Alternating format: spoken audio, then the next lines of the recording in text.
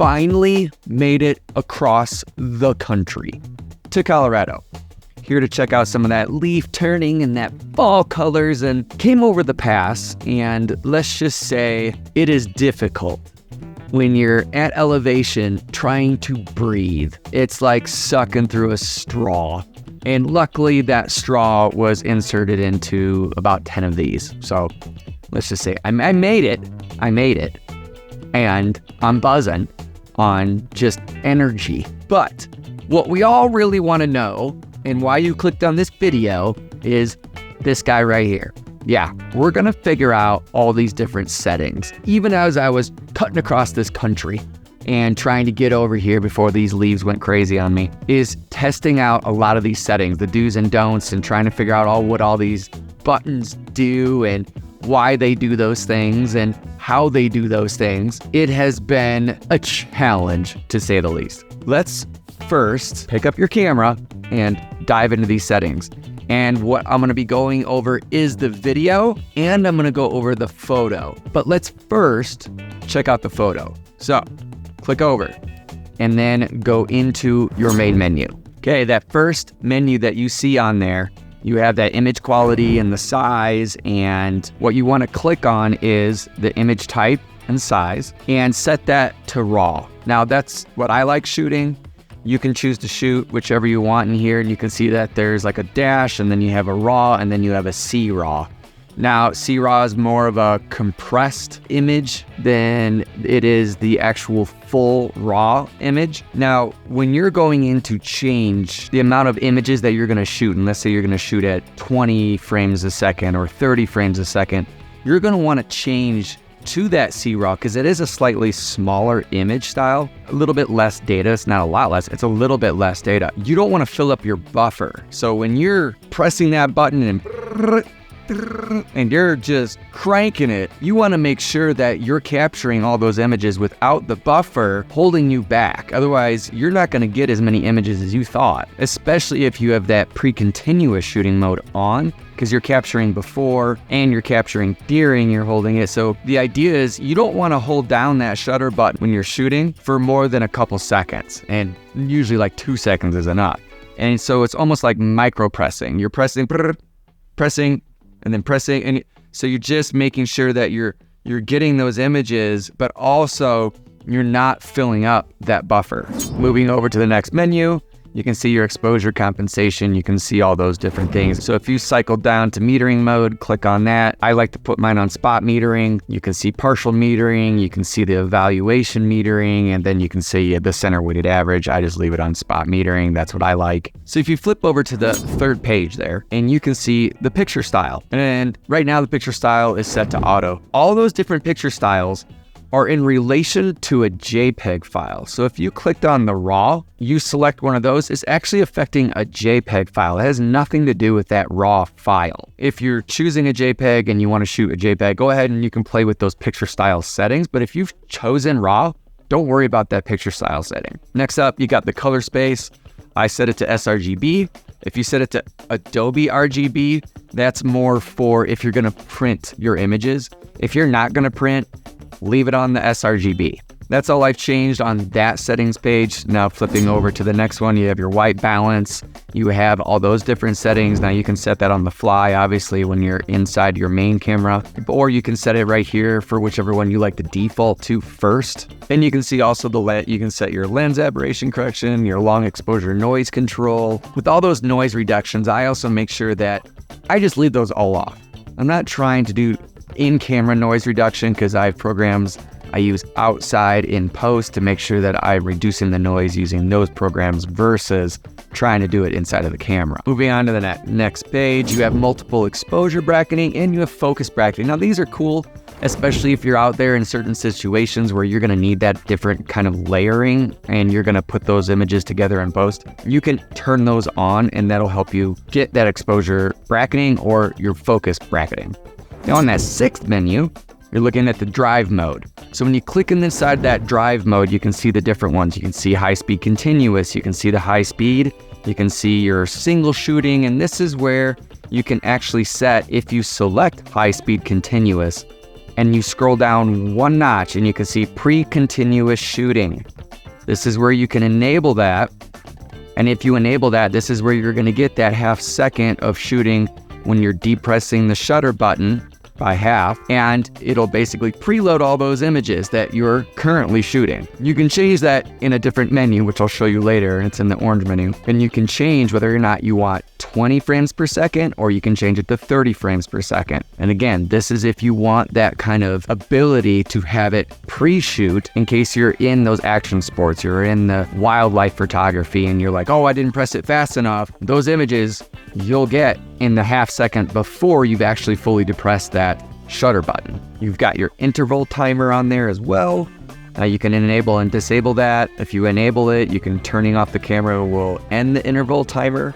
Now on the 6th page, I usually leave this silent shutter function off. Now, if you're shooting like wildlife or birds, you're in a setting where you want to make sure you're not hearing anything, you can turn that on. The thing with that function though, if you leave that setting on and then you go to turn off your camera, that shutter is going to remain open. You want to make sure that you set that back to off, because if you don't, that shutter's open, your sensor is exposed. Probably think that you don't want your sensor to be exposed, especially if something happens or you're getting dust and you're in a situation where you need to keep that thing clean. You got to make sure that setting is set to off. You're welcome. Now onto the 7th page. We're moving now. We can go into the customized quick controls. This is where you can edit your layouts. This is for that Q button. So if you hit your Q button a lot, this is where you can change all those different settings. On to the 8th. If you want to have your image review, you can set the duration on that. If you don't want the image review, a lot of times that can get annoying because you're trying to shoot and you're just like, oh, now it's still on that last image that I just shot and I'm trying to get the image still going. So you can turn that off. That can get kind of annoying sometimes.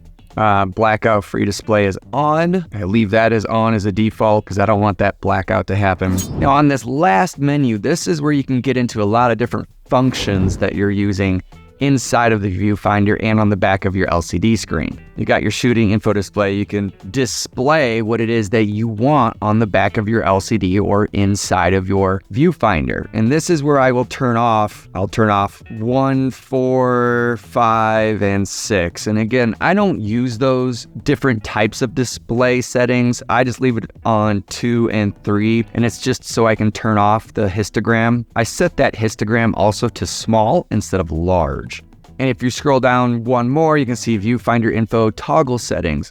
You click on that button and that's where you're going to see 1, 2, and 3. And this is where you can get, by pressing the info button, the different layers of your display. If you go in deeper into that and you press info, you can decide what it is that you want displayed. You could turn on and off those settings. You can turn it on and off just specific ones like the histogram. So play with that, see what you like, and you can decide whether or not it's in there or not. You can change your grid display. So this is where you're going to change that, or if you like your grid lines on there. You can change your histogram brightness, your electronic level size. You see card-free space percentage display. I have this set to on. I like to see things in more of a percentage than how many pictures I can take or how much is left over in my pictures. This way I can say, oh, I'm down to 20%. I better make sure that either A, I get a new card, or I'm paying attention to the percentage drop to see how much I have left on that card versus trying to see how many exact frames I have left, because if you're shooting in more of a continuous shots, now you're going to have to keep up with the number counting, and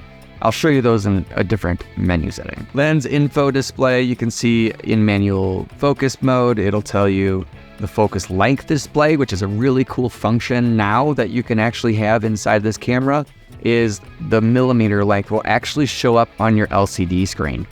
Cool, right? Yeah, I thought that was awesome.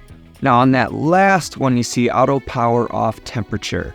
I set that to high because I'm fine with this thing getting a little hot, because there is a meter that pops up when you start seeing that, oh, the camera's getting a little hot. But I would much rather be able to keep shooting and keep whatever it is that I'm doing going, instead of worrying about, oh, it's set to standard and this thing will shut off on you when you don't want it to. And that's the last thing you want. That you can see the display. So on this last menu as well, you can see where it says display frame rate set. If you click on that, I have it set to smooth, and I have suppress lower frame rate set to on. Now, what this does is if there's something going on, your back of your LCD screen will not almost show the jitters or lag. It'll actually just smooth it all out so that you can view the back of your viewfinder and you won't have those jitters, especially if you're moving quickly and your camera's trying to keep up with you. You want to set that to suppress those lower frame rates. Again, it just smooths it out in the back of your LCD screen. It doesn't do anything to your camera. It just gives you a nice smooth image. Whew! And that's it for that red menu. Wow, we got through it. Are you still here? I'm still here. It's a lot. So we're gonna move on to the autofocus menu now. This is where you're gonna change a lot of these settings for this autofocus craziness that's inside this camera. That first menu that you're seeing within the autofocus menu, you're gonna change the autofocus operation to servo. You have 3 different options: the one shot, the autofocus AI, and that servo, and I like to set it on the servo. And then you're gonna change the autofocus area, and you're gonna have the autofocus spot autofocus, the flexible zone autofocus, and the whole area autofocus, as well as the autofocus spot lock. Now, what that does is you have your whole area or your spot autofocus, and if the subject is moving, it will automatically follow that subject. With the lock spot autofocus, it'll just stay where you left it instead of trying to track the subject. Now, if you just had it on your regular spot autofocus, it will track the subject wherever it's at inside of that LCD screen or wherever your viewfinder is, and it'll just make sure that it's always tracking that. So if you want to leave that locked off and you don't want it to track your subject, that's where that lock comes into play. Now on the second page, you're running into subject to detect. Obviously you can have people in there, you have animals, vehicles, or you can leave it on auto. I set it on people because that's usually what I'm shooting. That sounded weird. That's usually what I'm after. Or you can animals, sometimes vehicles, and a lot of times for me it's more landscape as well. With the eye detection, I usually leave that on auto because, it just depends on how you're shooting your subject, whether or not it's going to lock onto the right eye, the left eye. I just leave it on whatever eye is in front of the camera. Then you could use the register people. So if you were always, maybe you're like vlogging or something like that and you want to shoot just yourself, or you want to shoot other people and they're going to be coming in and out of frame, or something's going to be passing in front of them, you can register that person inside of the camera so that it just remains locked onto that person even if it passes behind something. That's a really cool feature, especially if you're going to turn that camera, point yourself, do that, you're going to be over there, someone's recording you. It's going to be really cool just because it stays on you versus leaving that focus and then you have to refocus it by pressing the button again, and it's just a lot of back and forth. Now looking at the action priority, you can see that it's set to disabled. You can set the sport events, and when you click on that, you got soccer, basketball, and volleyball. So if you're shooting sports, that's a pretty good feature because again, it locks on based on the sport, which is pretty neat, but you got to make sure that's enabled in order to have that functionality. Now on the next one, it's that servo autofocus character. So if you go to set it onto manual, this is where you can change the tracking sensitivity and your acceleration and decel on that sensitivity itself, so how fast it locks on. So I usually set the tracking sensitivity down to -2, and I set the acceleration and decel tracking to -1. This seems to be a good sweet spot, at least for what I'm doing, for that autofocus settings, because I found that if I just left everything at default, it would just go all over the place. It's everywhere. I mean, everywhere. Then on the next page, you can customize your autofocus operation, and that's where you're gonna get into your preview autofocus, your lens drive. When autofocus is impossible, I have set to on. Servo first image priority. Now, again, I have left all that as default. On menu 5, you're gonna see the limit autofocus areas. Now, if you click on that menu, you can see all the different types of autofocus. Now, I've left mine on spot autofocus. I have it on flexible zone autofocus 1 and whole area autofocus, as well as the spot autofocus lock. For the orientation linked autofocus point, I actually set that to the separate autofocus points point only. And what that will actually do is your specified autofocus areas and autofocus points are stored for each camera orientation. So I want to make sure that anytime I'm turning it, whether it's vertical, whether it's horizontal, it's actually saving that information. Now in the menu 6, you're gonna see that there's manual focus peaking settings, you're gonna see the focus guide, and you'll see the lens electronic focus. Now for the focus guide, I do like to turn that on, and for the lens electronic manual focus, I do turn that to on as well, just because I use RF lenses, and sometimes if I'm shooting and the autofocus does not or isn't working as the way I want to, which is I haven't run into yet, but I like to be able to manually focus sometimes, especially if I'm trying to get on a specific point or a specific spot, whether or not the subject is moving. Usually the subject is static, and I will use that so I can use the control ring on the RF lens. Okay, now on to the blue menu. What you're seeing here, I'm going to skip the first two pages there, and I'm gonna go on to the third one. And what you're gonna wanna change is the view from the last scene. You wanna set that to enabled, and then set your magnification. When you click inside that menu, you're gonna see magnification APX, and you're gonna change that from 2x to actual size. And what you're doing there is when you press your little button that looks like a magnifying glass, and in there in the magnification APX, you're gonna change that from the 2x to the actual size. And when you select that and you hit the magnification button on the back of your camera, it will actually zoom into the actual size instead of trying to go further and further and further, as if you set it to 2x, 10, all the way up to 10x. You're just gonna use it to actual size, and this will help with seeing where the focus is instead of zooming so far in where you all of a sudden lose sharpness. You're not trying to use that. You're trying to see what the actual image looks like. On the magnified position, you'll set that from the focus point, and then maintain position you want enabled. This will keep the current magnified position when browsing the images. Now on the last page of that blue menu, you're gonna see highlight alert. I set that to enable, and that's just so that I can see if the image has been blown out in any of those areas. And it'll highlight it just to, it's overexposed, and sometimes you're gonna want it to be overexposed so you can ignore that. But this just helps, and depending on the type of photograph that you're shooting. Now I skipped the purple page, and that purple page is more for if you're doing like network settings and stuff like that, and you can sync it to your phone. So if you wanted to, I did try it out and I did sync it to my phone, and you can see through your phone. It's a little bit laggy, and it depends on whether or not you're trying to use like remote viewing on it. Are you going to use that? I don't know. It depends on your situation. I didn't find much use for that because I don't need that. I'm not usually having my phone with somebody else and then trying to view that. So that's what that whole purple menu is about, is your network settings and your Bluetooth settings. You can go in and change your Bluetooth to on if you wanted to by using the Bluetooth settings and then click enable. And that's if you have a button, like a remote button that you use with like Canon cameras, and you can click the button and it'll click the shutter remotely using Bluetooth. So that's where you would enable that, is in that purple menu.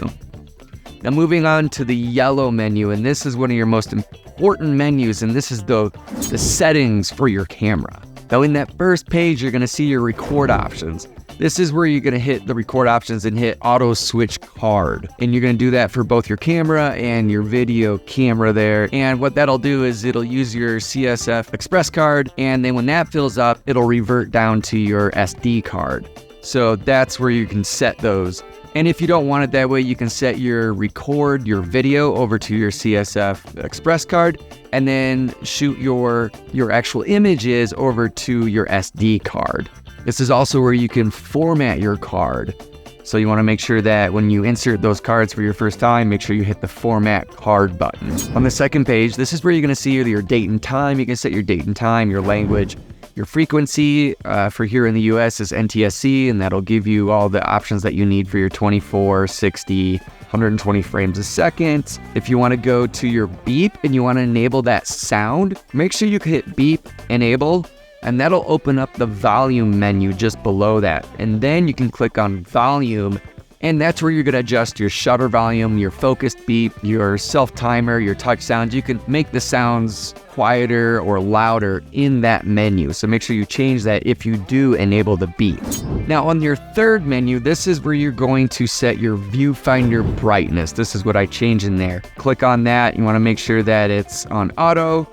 and then on your screen in viewfinder display, click on that and change it to auto 2. And what that will do is when you have your camera up to your face, it'll automatically switch to your electronic viewfinder, and then when it's not there, it'll automatically switch back to LCD. So make sure that is where you want it, is auto 2. Now on the fourth menu, a very important menu, this is where you want to make sure that your shutter at shutdown is closed. Make sure that is on closed. And then on power saving, click on that. This is where you're going to change all these settings. Now, when you first get your camera, you're going to see that all of a sudden your camera is shutting down after like 5 seconds if you don't do anything. And it's the most annoying thing you could possibly imagine. And it makes you want to throw away your camera, even though you just got it. Change it here. Screen dimmer. I changed that to disable, because when that screen was on and it would dim, all of a sudden everything was super laggy and then the screen would go mostly dark, but you could still see the image. And when you go to wake it up, it took, maybe a half second, if that, but that's still, especially when you're shooting, you're trying to bring it up. Well, now you got to wait a second so that you can have that dimmer wake. And I hated that. I'm like, no, we're turning that off. So that's why I set the screen dimmer to disable. Then I hit the screen off to 3 minutes. I've hit the auto power off to 5 minutes, and I hit the viewfinder off to 1 minute. Now again, all those settings you can change to your personal preference. Those are my preferences, but I want to make sure that this thing is ready to go anytime I pick this camera up, even if I just set it down for a minute and I'm like, oh no, let's pick this back up and let's make sure that this is changed. Now on the fifth menu, this is also where you're going to change some very important aspects of your camera. You go to custom shooting mode. This is where it's C1 through C3, and you click on custom, and then you're gonna change all your settings in your menu. So where you're gonna change your shooting style, or you're gonna change your aperture priority, or any of those settings, those modes that you wanna change. This, you're going to do it all beforehand. Then you're gonna come into this menu, and you're gonna click on register settings. And then you're gonna set that to your C1. Then you're gonna change everything again, and then hit register settings again, and you're gonna tie that to C2, and then the same, you're gonna tie that to C3. So that's how you create those custom settings from C1 to C3. Keeping in mind that C1 through C3 is different on your camera settings, and it's different on your video settings. They do not overlap. So this is where you're gonna change it in one and you're gonna change it in the other. On the last page of your settings, you can see where it says battery info. Now that'll tell you your remaining capacity and your percentages, your shutter count, as well as your recharge performance. What's the status or the health of your battery? You're also gonna be able to see your firmware. So in the future, when you're looking at your firmware updates and you can compare it, this is where you're gonna find it. On the last page, the 6th page of your settings. Now we're gonna move on to that light green menu. This is where you're gonna customize a lot of those functions that are on the camera itself. All these different buttons. The green menu, this light green one, is where you're gonna change those settings. That first one where it says customize buttons for shooting, you're gonna click on that and you can see this is where you can change all the different buttons. Now I have mine for my camera. That's where I've changed a few of these things so that I can use back button focusing, and I use a 2-point system, sometimes 3-point, depending on if I'm using the iFocus. I use the autofocus on, so that I'm gonna use the autofocus on button for metering and autofocus start. And then I'm also going to use the star button for the eye detection autofocus. And those are the ones that I'm going to be holding down when I'm having my viewfinder up and I have a subject that I'm tracking with an eye, whether it's a bird or a person or anything like that. That's where I can use those buttons without using the half-press shutter button. Now, if you like the half-press shutter button, that's up to you. But again, I have found that using these two buttons with my autofocus tracking, using the two different styles of autofocus, was way faster than just using a single autofocus setting, because sometimes that subject is moving or it's a lot different, and I can use those different types of tracking because I have it assigned to 2 different buttons. I use the autofocus point as my eye control, and I'll show you how to set that up in a different menu, and that's where you can use your third point of autofocus by using your eye, which is a new feature inside the R5 II, so that you can autofocus where your eye is looking. Now to set up the eye control, it's on the 4th page of the light green menus. So go there, you're gonna click on eye control. Right now it's set to off. You're gonna click it, set it to on, and then you're gonna go to calibration. And what that will do is it'll bring up a menu inside your viewfinder. It wants you to look inside your viewfinder, obviously, because that's where you're gonna do your eye control. And you're gonna have 4 different points that you're gonna be looking at. And it's saving the data coming off of your iris so that it's every time you look in those different directions, that is going to be used for the calibration. Once it's calibrated, now you have your eye control and you're gonna save that. Once it's saved, now when you press your eye control function that you set up in the previous menu, you can turn it off and you can turn it on.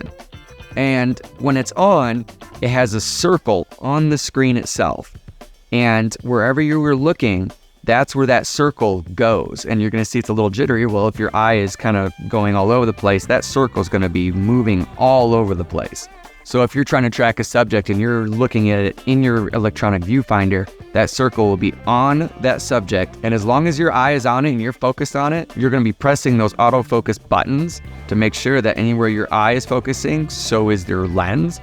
And it will stay on that subject and focus on that wherever your eye is. Pretty cool little function, especially if you're using some fast targets and you need to be able to make sure that wherever you're looking, that's where it's focusing. Now moving on to the orange menu. I have it set for that first one, restrict shooting modes, because again, in the previous menus, I wanted to make sure that only my C1 through C3, my aperture priority, and my shutter priority, my manual, my bulb, my C1 through C3. That way I'm just selecting between those and I don't have to worry about the modes that I'm not actually using and they don't get in the way when I'm trying to cycle through them. This is where you're gonna set that up. On the third menu, this is where you're gonna change your continuous shooting speed. So you had your high speed continuous. I set that to 30. For high speed, I set that to 15, and then low speed I set to 5. So anytime you're switching between those speeds within the camera, when you press your Q button and you're changing between the high speed plus the high speed and the low speed, this is where it's going to look and say, oh, is it 30 frames a second? That's where you set it. Maybe you only want it at 20. You can set it for 20 and so on. So you can customize how many frames a second that it chooses based on that menu. And on the last page, you're gonna actually be setting that to the aperture setting without lens. I changed that to on so that when it is on, I don't have to worry about a lens being on there and I can set my aperture already. Now, I don't use that all the time, but I just change it on because I wanna be able to have that functionality. Then for release shutter without the lens, I changed to on as well, because sometimes I'm using in shooting with a video and I wanna show the shutter speed actually moving. And again, it's just more of a showing it in action, maybe some sort of B-roll. And I wanna make sure that I can release that shutter button and have the shutter move up and down. Again, more for creative functionality than it is actual functioning. And then for the next setting that I change, it's retract lens on power off. I changed that to disable because when I'm using like the nifty 50 and when you go to turn it off and it retracts the lens, now if you turn it back on, you're gonna have to recalibrate for your autofocus or your manual focus because the lens now has to go back out. Well, if you turn that to off and you turn off your camera and turn it back on, it will retain that autofocus information and go back to the same spot it was without having to worry about, did you lose the autofocus tracking? So that's why I turned that to off. Then you have the last page for your green page, and it's a dark green. I don't know why they made the same colors. It's just very interesting. You have a lime green or a lighter green, and then you have a darker green. So on that last page, that's a dark green. That's where you're gonna add in your own custom menus. So you can go in and add my menu tab and you can add any of those functionalities and you can save it to your custom C1 through C3s so that each one has a different setting that you may have changed and you can do it from that menu that you created. So that's why that's there. Whew, okay, that was a lot. I know, bear with me here. That's through all the functions of the actual camera setting. And now we're gonna flip over to the video settings. Keeping in mind, a lot of the functions that you did inside the camera settings do transfer over to the video settings. So if you change it in one, it will change in the other one. But let's go through the video settings to make sure that you have everything set the way you want it. Flip the button, here we go. Now we're in the menu of the video settings. On that first menu, you're looking at the red tab. This is where you're going to set your movie size. So that very first one, click on the movie rec size, and you're gonna go into your 4K settings, and you'll notice you have 4KD fine, and you have 4KU, you've got 2KD, 2KD fine, and your full HD settings. So what is all the difference in that? So let's first discuss the 4KD fine. Now, the 4KD fine, also known as 4K DCI, has a different resolution than the 4KU. The 4KD fine uses a resolution of 4096 by 2160 pixels, and the 4KU uses 3840 by 2160. So that is the difference. Now, 4KD fine I would be using in more of a cinema roll or professional production because your aspect ratio is now tied to 19:10. The 4KU, this resolution is more for consumer displays such as TVs or monitors or video walls. And this is displayed in a 16:9 aspect ratio. So that's why you're gonna choose the, whatever it is you're preferring between the 4KU and the 4KD fine. Now moving on to your frame rates, you'll see on the next one that you're gonna have a different frame rate. You're gonna go from 24 frames a second all the way up to now 240 frames a second, which is in the 2K. Now you're gonna go through all those different frame rates, and it's gonna be grayed out depending on the type of resolution that you had set in the previous. So whether or not you're using the 4KD, the 4KU, or the full HD, which opens up to 240 frames a second. You're also going to go into what's known as intra or LGOP. Now, what the intra and the LGOP are a compression type that is used by Canon. Now, intra is more used for the compression of a movie that goes frame by frame.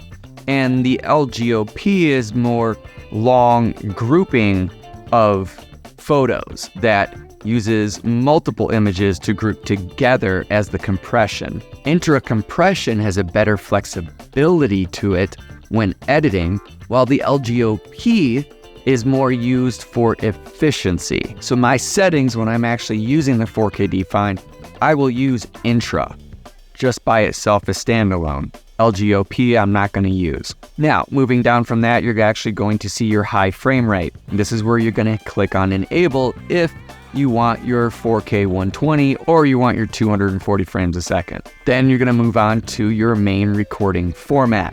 You're going to click on that, and you're going to notice a few different options here. RAW is going to be grayed out. Now, to enable RAW, you're going to go into your 8K settings. That's where that comes alive. But for the rest of us using the 4K or the 1080p, this is where you're going to use your HEVC or your AVC. So that comes in 10-bit, and the last one is 8-bit. Now, what is the difference, you ask? Well, AVC is your H.264, while your HEVC is your H.265. I have this set for right now to AVC SYCC 422 10-bit. And this is because the 265 isn't as widely spread right now, and for recording purposes that I'm using on YouTube, I usually set it to the 264. The next page is going to be your sound recording and your audio formats. This is where you can change those things depending on what you're using for your audio. Comes with a very good audio processor, way better than the ones before. So if you don't have an external mic, it still has really good audio on board.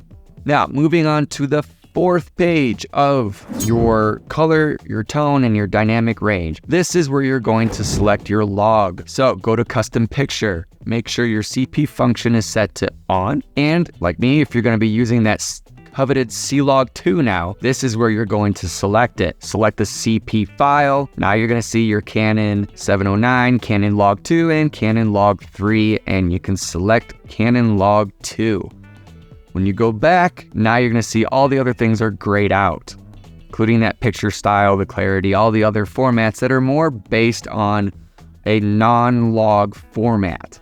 And the next page, which will be page 5, this is where you can set your custom white balances and those things that are going to show up as your first option. So on page 5, this is where you're going to set your white balance and whatever it is it defaults to. So if you want to set a custom white balance, you can do that from this menu. Moving on to your 7th menu here, this is where you can set your tally lamp. This is that little red display here. So if you're recording, now you can finally see, are you recording or not? Because sometimes you forget that you're recording and you left it on and you're playing movies that you probably shouldn't. You can also set your image stabilizer mode here, and this is where you can turn on digital image stabilization. Now, keeping in mind, if you turn 8K on, this will disable your digital image stabilization. So don't freak out if you turn it to 8K and this is off. This is how it works. On page 8 of the red menus, this is where you're going to see your false color. So you can turn it on and you can turn it off. Now, I do have my false color set to on and off using my autofocus button over here, which we'll see in the next couple menus, where you can set that so you can turn it on and off, but just by clicking that button. It's very convenient to be able to do that. Now, I'm usually using a monitor that does that for me, and I can see my false colors using the monitor, but it's great that it's finally built into the camera as well. This is also where you can turn on your zebras at the same time. And if you want to assign your zebras to a function on the back of your camera, you can do that too. Moving over to your number 9 menu, this is where shooting info display can be looked at, and you're going to go into your screen info settings. This is where you're going to see, again, just like you did in your photo menus, this is where you can change what you see on your LCD and your viewfinder. I have mine set to 2 and 3 only, because that's all I wanted. And you can go into those menus and change them further just by pressing the info button. You can also set your grid display here. This is where that thirds come into play, 3x3. You can change your histogram brightness and as well as your display size. Again, I like to change mine to small and not large. When it's large, it's taking up too much real estate on the back of the screen.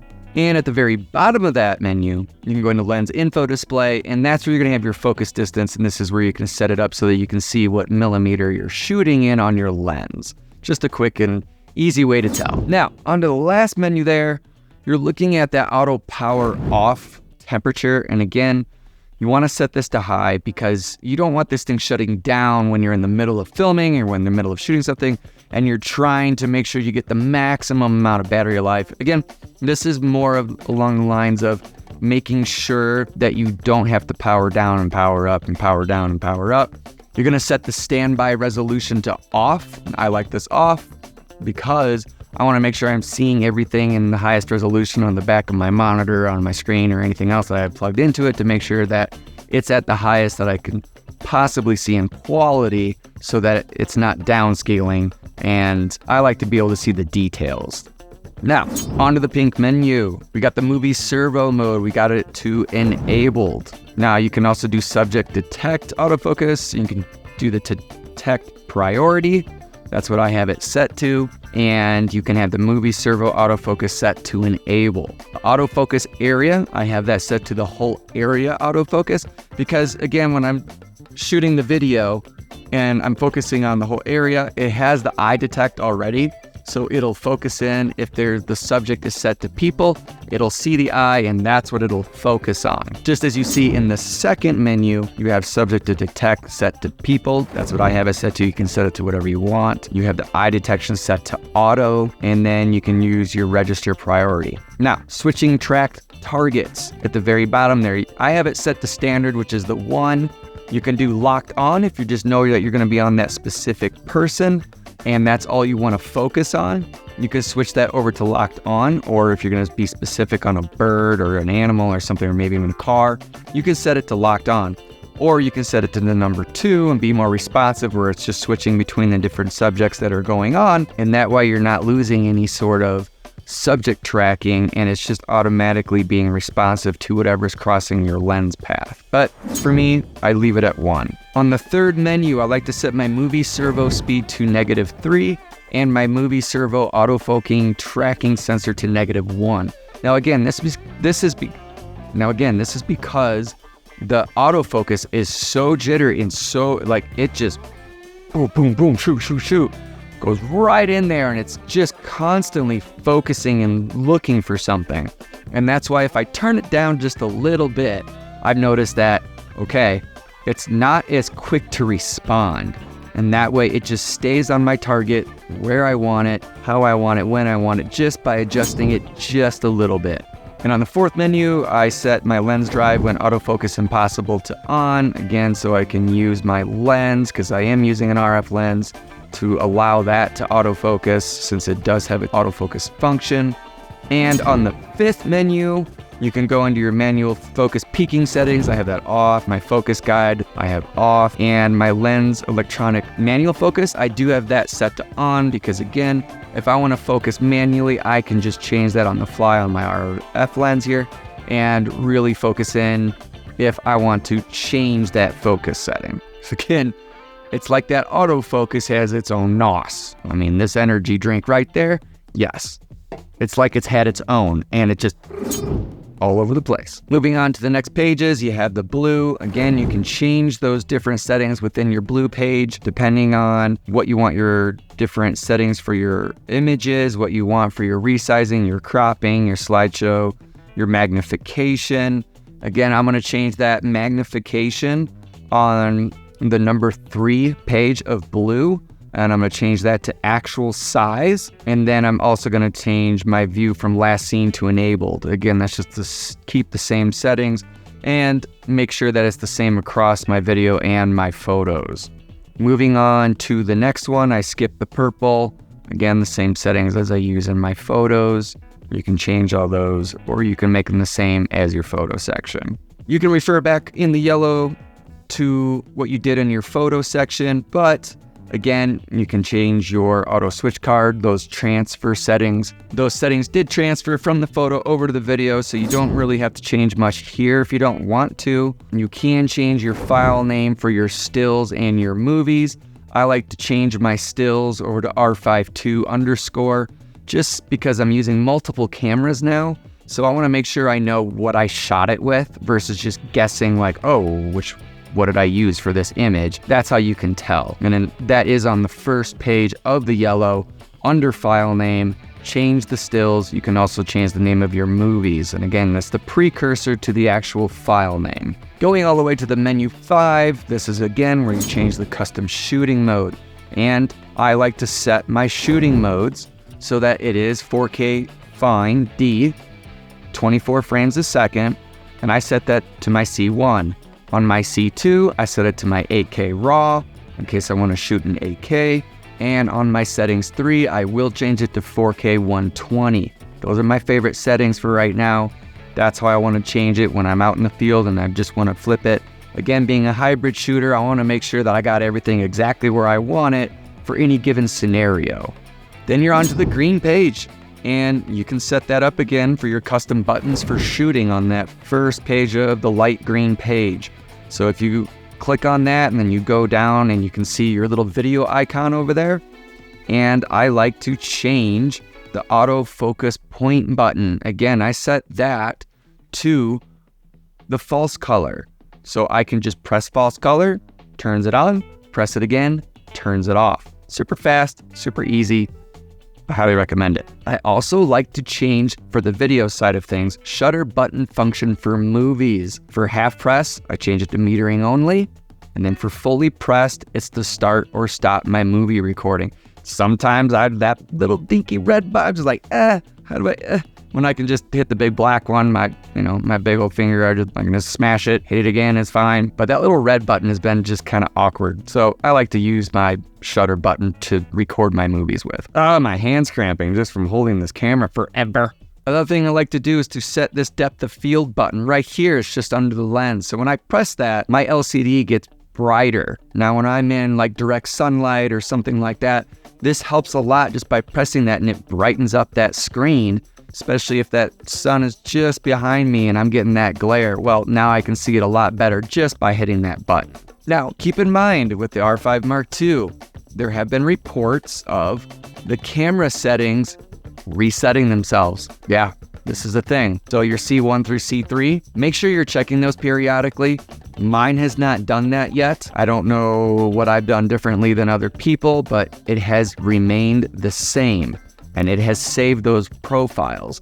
And so anytime I'm using this, I can click over on my photo, I can click over onto my video, and the C1 to C3 have remained the same. There is a firmware update coming in September that's supposed to address this issue, along with a few other issues that are still being hashed out. That's where you're gonna see the C1 to C3 be a little bit more stable. Again, I have not come across this issue yet myself, so I don't think it's across all R5 Mark IIs, but there have been reports that some people have been having some issues with saving those settings, so make sure you're checking them. Now, as far as the IBIS wobble, the famous IBIS wobble that has to do with these Canon cameras and these lenses, I have not seen the IBIS wobble as extreme as I have on my R6 there or on a few other R5s that I've used. This one, there's still just a little bit. Now, if I'm really racking this thing, of course that you're gonna get some wobble, and that's just the way it is. It's not a global shutter. You're gonna get that wobble, especially if you're really moving this thing around. But just for vlogging or any sort of use that I've been using it for, I have not noticed it nearly as much as I have on the R6 or on the other ones. So I'm actually pretty happy that that is almost gone. I'd say virtually gone, but not, there's still a little bit left. Also, a new function on here is there is a red box inside of your viewfinder when you press the record button, as well as on the back of your LCD screen. This has helped me a lot in understanding, am I recording, am I not? Because usually if you're looking for the record button, you got this little icon way up in the upper right, and when you're running and gunning and you're like, well, did I press it? And sometimes I did, and sometimes I didn't, I couldn't tell. And but now with the help of that LED plus on the back or in the viewfinder, you got a big red square, and that has helped out immensely. Whew! All right, that's all the settings. That's everything that I could come up with on this camera. It's so far. And I gotta say, it is light years ahead of this R6. Not that I don't love my R6, because I'm using it right now. I think it's fantastic. But with all the different settings, and now I've got the C1 to C3s, it's just been phenomenal. This little hot shoe, I still need a hammer to get that thing off, so I would highly recommend replacing this hot shoe, because that is one difficult piece of plastic. Tell you what. You also have the little LCD screen up top. I'm still getting used to that. Even though the camera is off, that remains on, which is a very interesting setting. So you can still see your mode, so that when you pick up your camera, you're like, oh, I'm in that mode already, bam, start shooting. That's been really convenient, and to be able to see exactly where everything is at, what's going on through that little LCD window there, that's been really cool and fun to play with. And to be able to have the off and the lock and the on, plus have this switch for the photo and the video. For me, it's been amazing. I mean, again, it's coming from something that I didn't have an R5. I had the R6, and now you upgrade to this kind of technology. Game changing for me. Again, it's just a camera. It's not like you're all of a sudden the world's greatest photographer just because you pick one of these up. Nope, not at all. You gotta go practice. Practice with whatever you've got. Just go take photographs. That's what I'm about. Again, this is just something that I picked up that I wanted. So do you need it? Nope. Don't need it. Want it? Yep. Got it. So that's cool. And I'm going to show you a lot more on the photo side and the video side and do some comparisons now that I'm finally going to be able to get this thing out in the wild, literally climbing some mountains over here, and take it climbing and doing all these other things with it, so I can show you that 8K, so I can show you that 4K and that 240 frames a second to see what that's all about, and put it through its paces. So now that we got the settings out of the way, look forward to the next video, and I'm going to show you what it's like in action. Make sure you like and subscribe, because we're going to be doing a whole lot with this thing. I'm going to go shoot some horses with it, and I'm going to go pretend to be a cowboy, and we're going to see what that looks like. Throw this thing on a gimbal. We're going to throw it on wherever I can put it, and just get some shots with it without hopefully trying not to break it. So get out there, have some fun, and I will see you on the next video. Oh man, these settings just going through everything. Look at that. Look at that big old screen on there. Yeah, that's nice. This viewfinder right here, I tell you what, you could practically put both your eyes on it. Just look through it. It's huge. Oh my voice. I was like, you can tell I'm up in the air, like just way up there. Dry. It's a dry heat. Waiting for those leaves to just change. It's gonna be, yes, it's gonna be epic, and I cannot wait.